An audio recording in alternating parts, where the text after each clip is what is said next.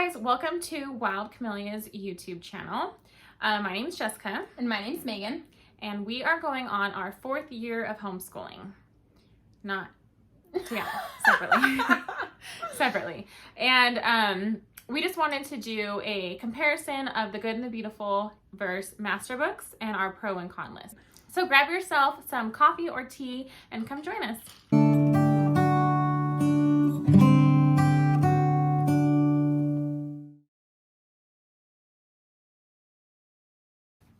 Okay, so the first pro on our list would be the good moral values.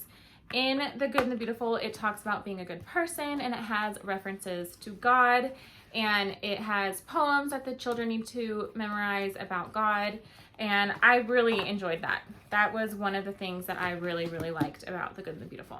So next is the price. The Good and Beautiful is very affordable, and they also provide you with free downloads, and then you would just have to print it. You could put it in like a three-ring binder, or you could send it to like a printing company that usually they are pretty affordable, and we could link one below. I've used one before and I really liked them. The next pro on our list would be it's beautiful and colorful. We went from something that was very black and white, boring looking, to something extremely beautiful. It's very nicely done. The pictures in here are really colorful and beautiful, and I thought my daughter would love all this art in here. But so that is one good thing, is all of the pretty pictures that it has in here. Okay, another pro would be that this is a very good curriculum to use when you're first starting out with homeschooling. It's very open and go. There's no prep work. It tells you what to say to the child and what to read to the child and what, let me see if I can show you. Okay, I found it. Okay, so like for example here, it says point to the capital I in the word if. So it kind of like instructs you what to do and how to teach the lesson. So I know I appreciated that when I first got into homeschooling, because when I first started, I was like, I'm not a teacher. I don't know how to teach a lesson to my child. So it makes it very easy for first-time homeschoolers. Yeah. And to add to that, there's no prep work. I'm not sure if you said that, but there's no prep work. Some curriculum you do have to prep, and it can get a little confusing. This is you literally open to the lesson and you start the lesson. Yeah. And there's no teacher guide, student guide, and that can get kind of confusing sometimes starting off. So this is just, it's all in one book. You don't need a teacher guide for this. Yeah, and also when you have the teacher guide, it kind of can make it a little bit more pricey. Another pro on our list would be the booster books. Mm-hmm. So every language arts curriculum, I believe, comes with some sort of books with it. And these books are super cute. Our kids enjoy reading them, even though if we don't use the curriculum, they'll still go to these books and read these books. Yeah. And they're cute little stories that have little drawings on them, cute little pictures. Mm-hmm. And so our kids enjoy these.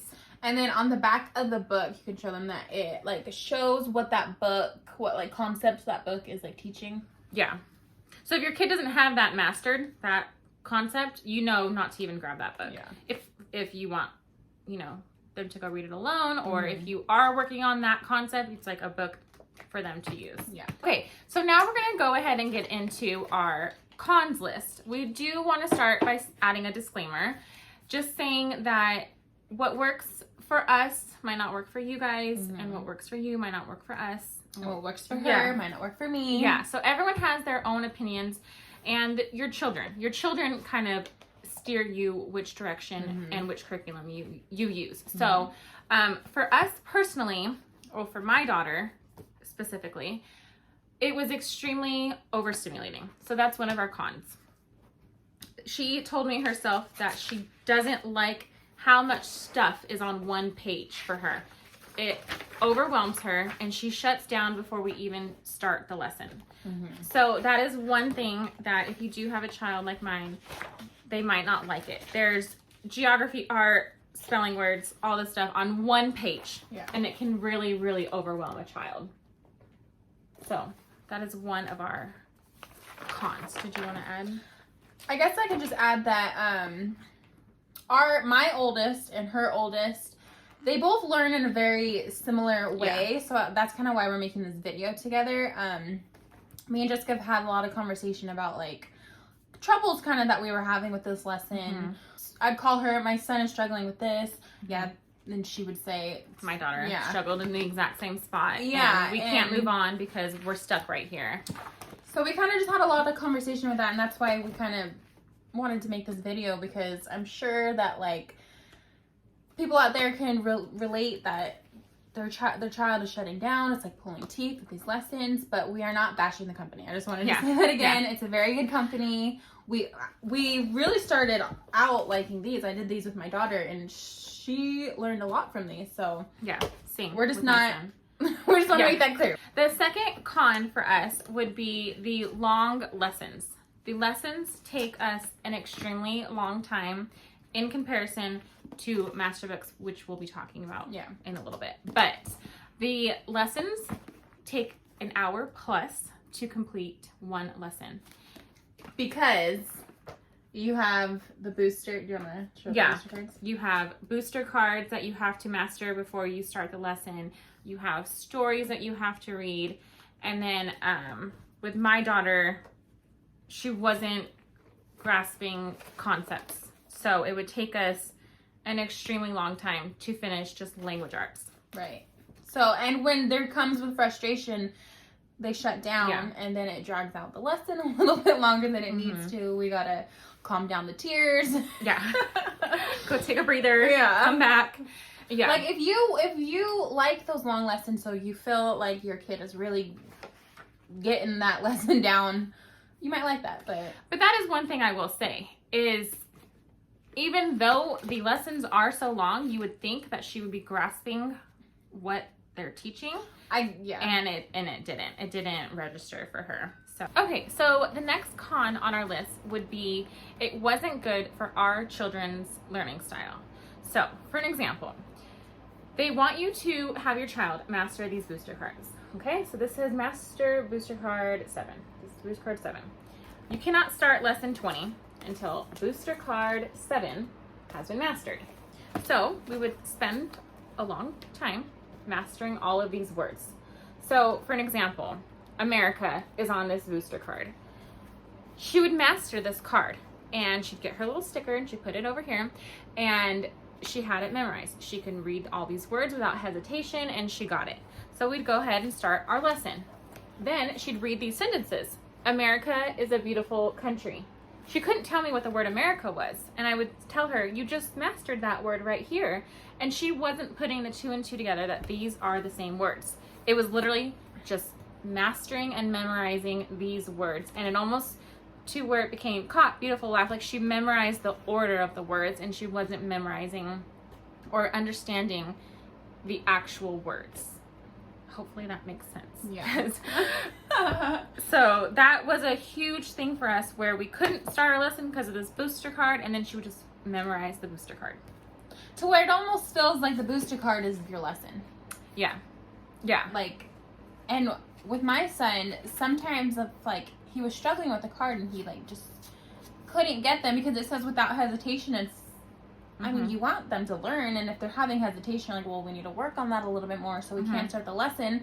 It almost kind of, like, hit like, his confidence kind of, like, went down. So then when we get to the lesson, he's kind of already, like, bummed out about it. Yeah. I guess to add on to what we were saying also is that lessons kind of just briefly touch on concepts. So, if you have a really good learner, I think this curriculum would be great for your child. If you have a reluctant learner or a learner that needs more... Who doesn't work very well independently. Yeah. And a child that needs a little bit more like repetition, which that's how a lot of people learn, is by repetition. Which is completely fine. This curriculum kind of just touches on a concept and moves on, and then the next 3 lessons down the road, it's expected to be mastered just from that one lesson. The front of the cover, it says phonics, writing, reading, grammar and punctuation, spelling, literature, geography, and art. So they're trying to get all of that in this book. in how many lessons is there? 120. 120 lessons. So it does kind of feel like the art and geography can be taken out. Yes. I mean, I get some art. Some art, like my son actually from this curriculum, he kind of learned how to appreciate like nature, which is fine, and we liked that. But there was one lesson where it was telling you to get red paint and add white paint to it, and that creates a tint. Yeah, and tints and shades and. So it was doing that with language arts. If you like that, great. But for us, it just works for us to do those things completely separately. Yeah, and then kind of like the there's just kind of like a lot of fluff. Like here, you're learning about Beatrix Potter and nature. When it's, if you can see, a lot of reading, and my son would check out. Yeah, he's not listening to that. No, especially at this age, level 1. He's maybe as he gets older, he could do some author studies, but I just think at this age, it's supposed to be fun and engaging and learn the concepts. Let's get going. Yeah. I did this with my preschooler. We loved it. Like, we really loved this. She learned a lot. She learned her letters. She learned her sounds. But it kind of vaguely touches on your vowel sounds. And then when it's time to move to level K, you get the booster cards, the booster books, and everything. But before you can start the curriculum, it says master before. What's it say? Master before starting the course, and it's your short vowels, your alphabet, your consonants, blending. Blending. Which I don't know. I felt like that should have been like the lessons, like the first few lessons, as like a review kind of. Yeah. There was a gap, I feel like, between kindergarten prep and actually starting level K. For my children, I feel like there's no boost of confidence. Like, I got this, okay, this is easy. Every lesson for them has been a little bit of a challenge. Right. Which they say that this curriculum is a little bit more advanced. Yeah. So I guess that's something to know. For my son, level 1 was a little bit of a struggle.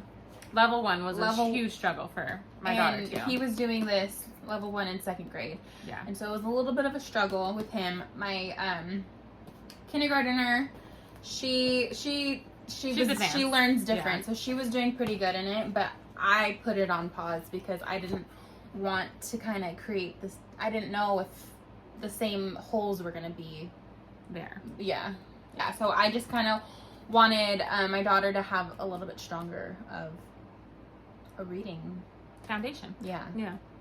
This kind of it helped my son, but it was a struggle. Yeah. One thing that was I wouldn't say a con, but one thing that we could care less about were the apps. They had letter tiles that you could do your spelling words on, and games on the Homeschool app. My daughter could care less. For some reason, every time I told her, okay, get out the letter tile app, she just couldn't care less. But you had a different experience. Yeah, my son and daughter, they both loved the app, and especially the games. They loved the games. So we just wanted to throw that in there. Okay, next up we're going to be talking about Masterbooks. We're going to be talking our pros and cons about this curriculum. Just a little side note, we've only been using it for a month, a little bit over a month. Have you been using that one for the same amount? Yeah, probably about like 6 weeks we've been using it now. Yeah, okay. So we're going to get started with our pros.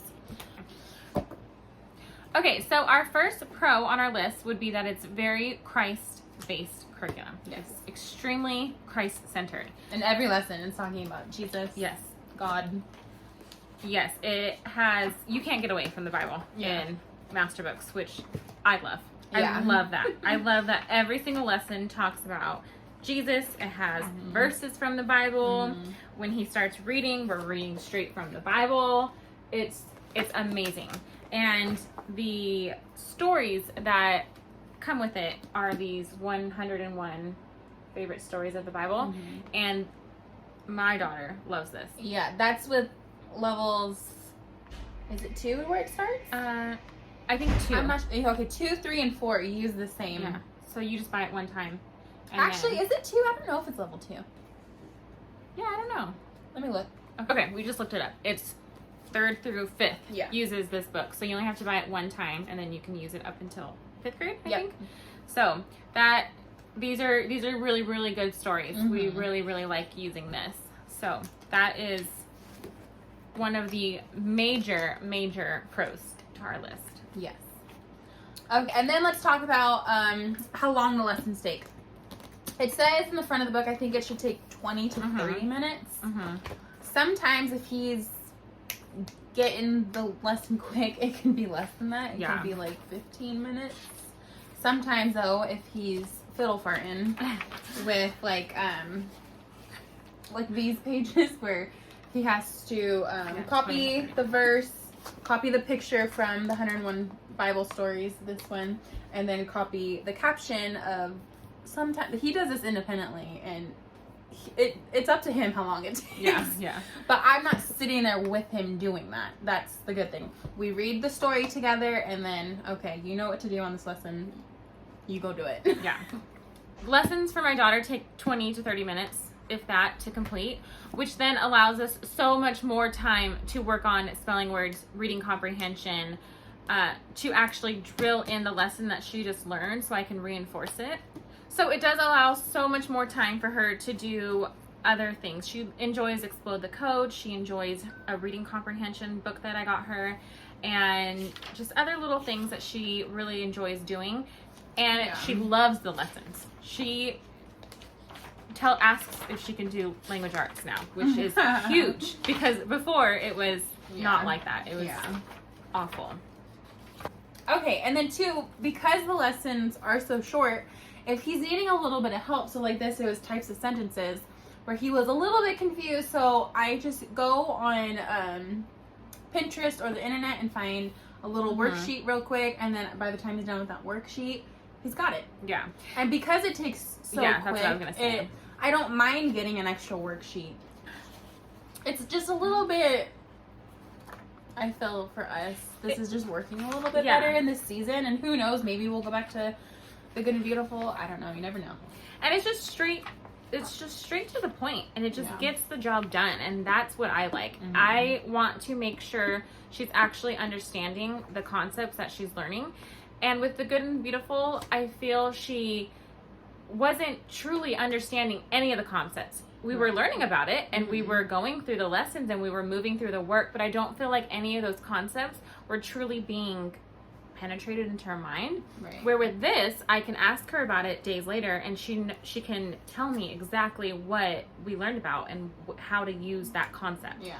So that is really rewarding and exciting as a mom, to see your child actually taking in what they're learning, and it being fun for there's on both sides of it, for the child and for us.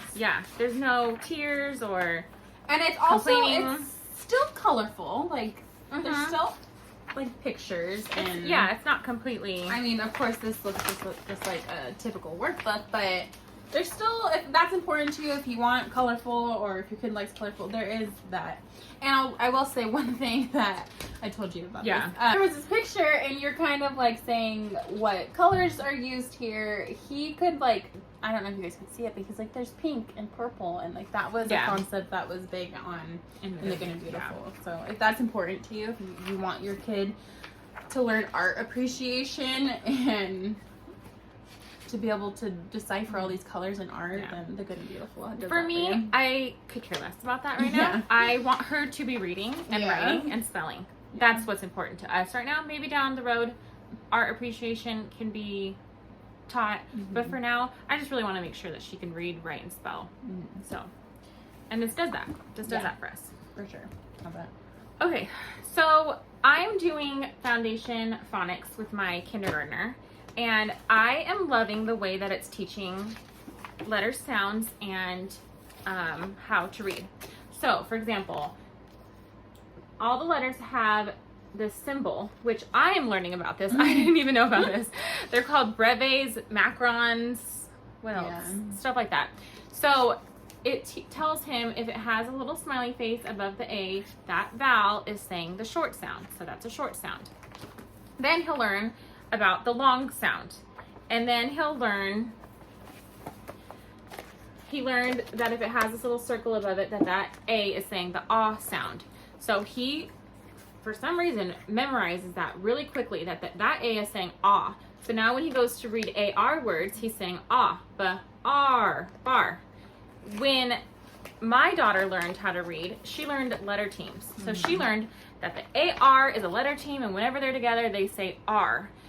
And I feel for us, the breve and the macrons and however it's teaching them to read this way is working so much better than how she was taught. And it's just not my son that's learning that. We also have been doing Christian light education, and it also teaches that same way, and my daughter's picked it up so fast, and her reading has improved from the beginning of this year till now, just in this short amount of time, because of the way that it teaches to read. Yeah. It just helps them identify it quicker instead of playing the guessing game and like, what's this letter team saying here? Because exactly. multiple letter teams too make multiple different sounds, so sometimes it can be frustrating for them. Yeah, and then they're so focused on what these letter teams are saying that they don't even know what the sentence is meaning, and then the reading comprehension is out the door. So it just helps. Those are our pros. Those are our pros. Now we are going to move on to the cons. Okay. There's not that many of them. Yeah, so far. So far. Yeah. There might be in the future, and we could update you guys of how everything's going with Masterbooks, but for now, there's only a few. So, I will say with Phonics Foundations, I started it and loved it, and then we hit a little bump in the road, and I lost him. Because you do have, this is the beginning of the lesson, and you have a little workbook to hand, or a little worksheet to hand them, and while they're working on that, he listens to this.